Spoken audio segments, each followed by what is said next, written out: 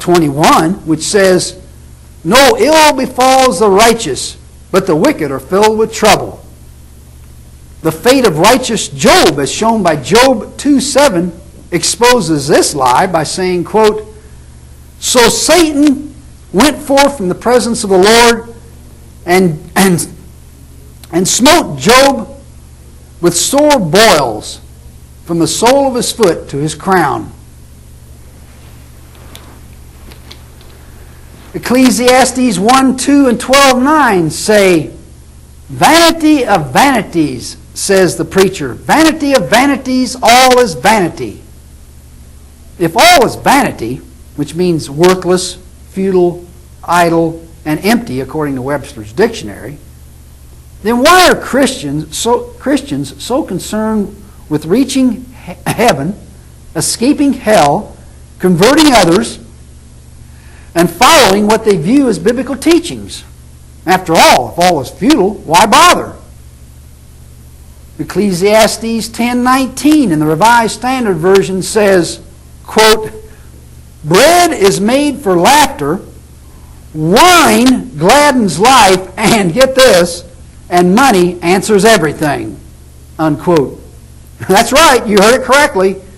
Money answers everything, and wine gladdens life. Need I say more? In 1 Timothy 4:8, Paul said, "Bodily exercise profits little." That flies in the face of virtually every physical fitness program in the world and every medical opinion bearing on physical fitness and keeping fit. Perhaps that's why some churches are so heavily populated by obese people. They took this verse to heart. Proverbs 23:13-14 says, "Do not withhold discipline from a child. If you beat him with a rod, he will not die," unquote. Well, I should hope so.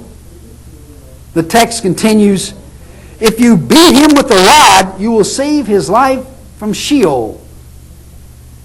The two words beat and rod, as well as the phrase, "he will not die," destroy any hope for this verse. It's much more a prescription for child abuse than responsible parental discipline. You don't beat a child or use a rod in the process. And you certainly don't use any measures that would bring his or her life, his very existence, into question.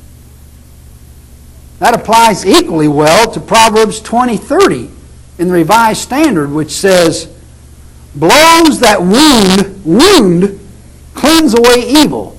Strokes make clean the innermost parts," unquote.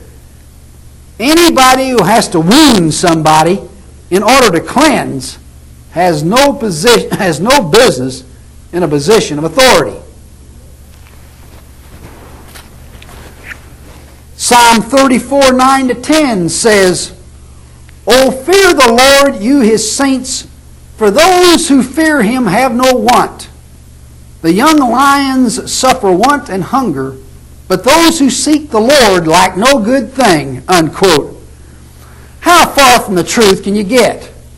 More often than not, those who seek the Lord are precisely those who lack the most. In fact, for millions, that's exactly why they are seeking him.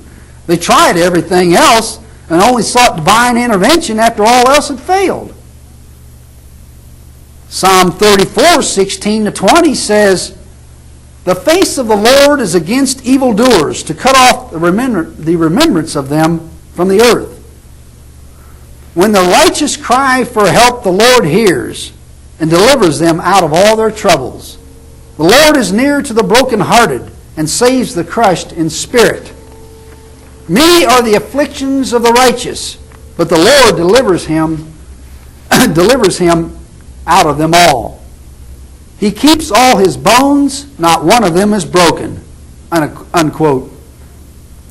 Here again we have verses that are totally divorced from reality. About the only true comment in this group is that the afflictions of the righteous are many. If the face of the Lord is against evildoers and those crushed in spirit will be saved, that will have to be proven in the alleged next world, because they are certainly not obvious in this one, at least not yet. Psalm 37, 3-5 says, "Trust in the Lord and do good. Dwell in the land and cultivate righteousness. Delight yourself in the Lord, and He will give you the desires of your heart. Commit your way to the Lord. Trust also in Him, and He will do it," unquote. Well, just be glad you aren't required to count the number of staunch Christians who fail to receive the desires of their heart, although they follow these guidelines. Psalm 41, 1-3 is utterly ridiculous and says, "Blessed is he who considers the poor. The Lord delivers him in the day of trouble. The Lord protects him and keeps him alive. The Lord sustains him on his sickbed. In his illness, the Lord heals all his infirmities," unquote. Even now, in the 1990s, thousands of church-going people who gave money to the poor are receiving food and clothing from the same churches that earlier received their donations. Psalm 53:1 says, "The fool hath said in his heart, there is no God. Corrupt are they, and they have done abominable iniquity. There is none that does good," unquote. Talk about being out of touch.